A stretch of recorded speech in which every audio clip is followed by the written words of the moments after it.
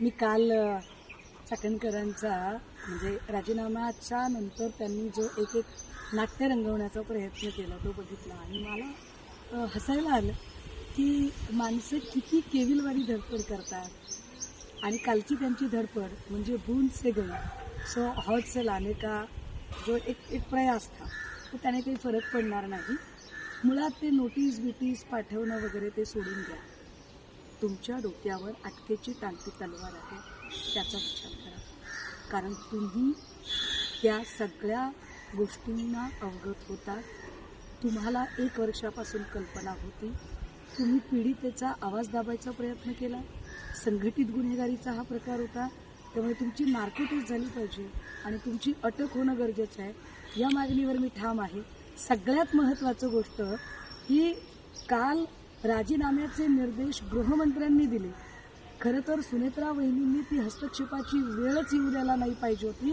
सुनेत्रा वहिनींना नेतृत्वातला खमकेपणा दाखवण्याची काल एक संधी होती. ती संधी त्यांनी दवडली. असो, मात्र आता तरी अजितदादा कधीही गंडेदोरे करणारे नव्हते.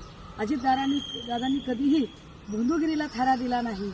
अशी गंडेदोरे अंगारे दुपारे भोंदूगिरी तंत्रमंत्र करणारी बाई जर राष्ट्रवादीच्या प्रदेशाध्यक्षपदावर असेल आणि तिच्यामुळे जर पक्षाची बदनामी होत असेल तर तातडीने तिला महिला प्रदेशाध्यक्षपदावरून पायउतार केले पाहिजे. अन्यथा जर ते करणं होत नसेल तर आम्ही अजितदादांचा वारसा जपणारे आहोत असे कृपया सांगू नका. त्यामुळे काय चाकणकर बाई, तुम्हाला काय नोटिसा बिटिसा तुमचा जामीन झाल्यानंतर करा. आधी तुमची जी अटकेची टांगती तलवार आहे त्याचा विचार करा. 500-600 कोटी रुपये तुमच्याकडे आहेत. तटकरेंसारख्या प्रवृत्तींचा आशीर्वाद तुमच्यावर आहे. त्यामुळे माझ्यासारख्या सडाफटीन चळवळीतल्या माणसाला तुम्ही धमकावण्याचा नक्की प्रयत्न कराल. परंतु अशा धमक्या गेल्या 25 वर्षापासून आम्ही रोज बघत आलो. मी एन्जॉय करते तुमची धमकी. थँक्यू.